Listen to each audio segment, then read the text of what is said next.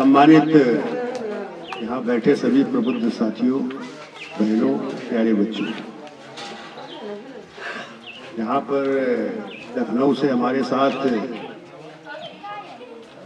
इंद्र प्रकाश गौर और शमशेर गाजीपुरी जी साथ में आए हैं और हमारे साथ में प्रदेश अध्यक्ष और प्रदेश प्रभारी, जिला अध्यक्ष, मंडल अध्यक्ष के साथ ही यहाँ प्रोग्राम रखे हैं। आप सभी लोग इकट्ठा हुए हैं कि सुनने के लिए भाई क्या संदेश आया है, हम क्या चाहते हैं और क्या होना चाहिए। साथियों, यह देश तमाम विविधताओं से है, तमाम भाषाएं हैं, तमाम जातियां हैं, तमाम धर्म है, समुदाय है और क्षेत्रीय आधार है। इसके बाद खान पान का है और एक और बड़ी टिपिकल है, जो शादी संबंध होते हैं वो भी अलग अलग तरीके से, अलग अलग जगह के अलग अलग सिस्टम से हैं। कहीं कहीं आपने शायद नई बात आपके सामने होगी, हमने देखा है और समझा है, वहाँ प्रदेश में जाने का मौका मिला है कि वहाँ भांजी से भी शादी बड़ा शुभ मानती है। हाँ, उड़ीसा। तो अब ये स्थितियां हैं देश में, और फिर भी इसके बाद भी इस देश को एक संविधान के तौर तरीके पर एक बनाया गया है और उसमें प्यार मोहब्बत पैदा की गई है। अखंड भारत बनाया गया है, ये अखंड भारत है।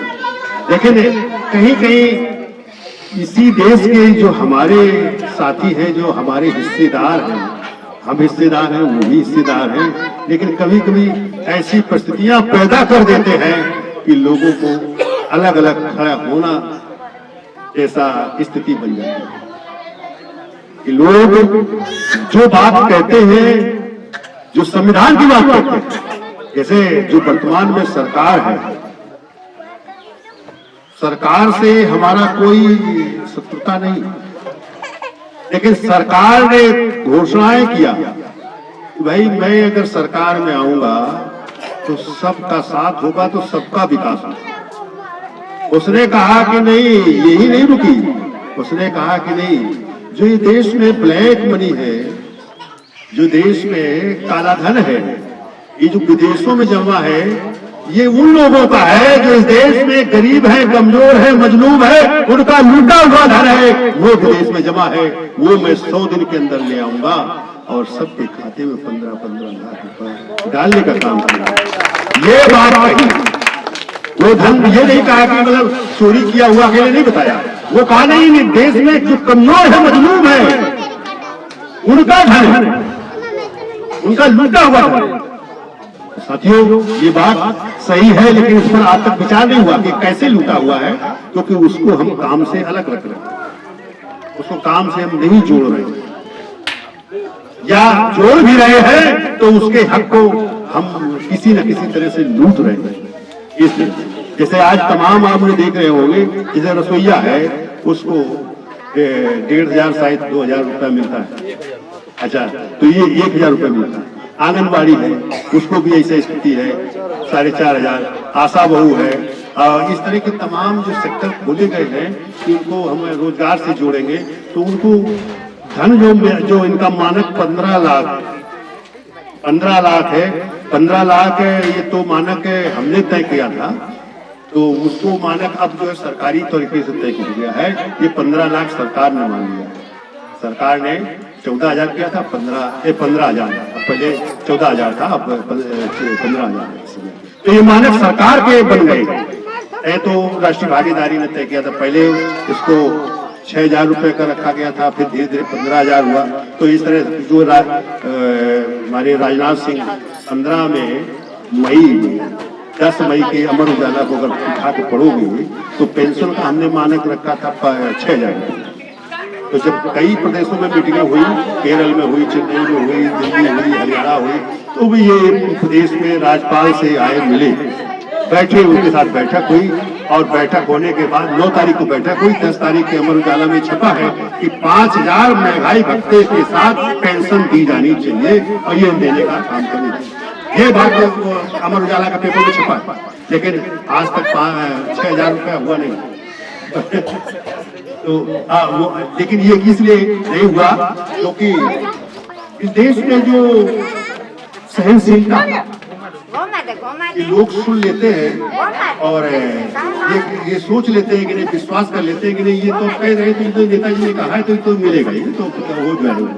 लेकिन उसके लिए अपनी बात को बढ़ाने का काम नहीं करते हैं। अपनी बात अगर बढ़ा दें, अगर आप अपने अधिकार के लिए खड़े होते, अगर वोट जो देने जाते हो तो उस नेता को दो जो नेता संघर्ष में हो या आपके लिए संघर्ष करे, या जिससे आप मिल सको, जिससे आप अपनी समस्या को अवगत करा सको, उससे अगर उसे वोट दो तो वो ताकतवर होगा।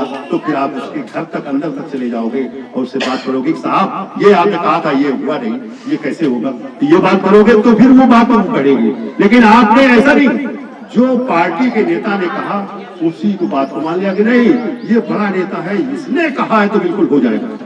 जैसे आज मोदी कहते हैं, हम कह रहे हैं कि ये होगा, किसान का 2 गुना आमदनी हो जाएगी, ये किसान आंदोलन खत्म होना चाहिए। ये जो गलत हो रहा है। लेकिन सवाल है, आज तक जितनी घोषणाएं किया है, क्या कोई भी घोषणा सही हुई है, कोई साकार हुई है? इसे हमें समझना होगा।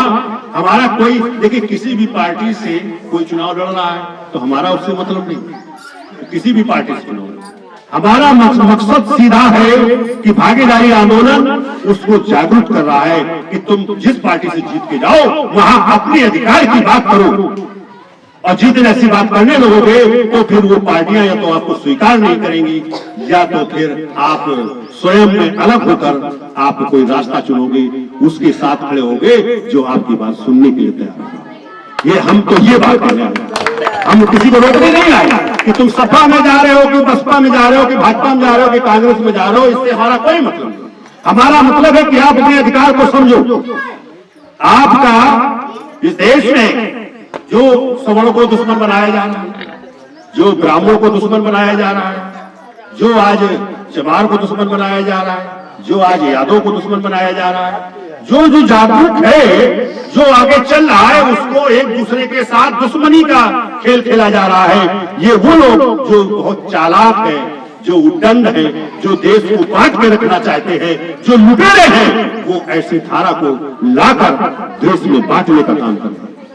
आज मैं तो देख रहा हूं, जैसे कुसुम वाजपेयी कौन है, अवसाद शर्मा कौन है, रवीश कौन है, ये ब्राह्मण है, लेकिन ये सबसे बड़ी लड़ाई इस देश में मानवता की, एकता की लड़ाई, इस देश के लोगों के लिए लड़ रहे हैं।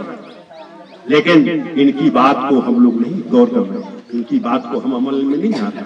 हम अमल में ला रहे हैं उन लोगों की, उस मीडिया की, जो मीडिया केवल सरकार झूठ बोल रही तो उसी को सच करके साबित करती है, और लोगों को जो अधिकार है उसको दूर करने की बात कर रहा है, उस मीडिया को हम लोग मान रहे हैं। प्रसून वाजपेयी या इस देश के तमाम बहुजन लीडर हुए, उन्होंने ऐसी बात नहीं उठा पाया जो प्रसून वाजपेयी ने उठाया है।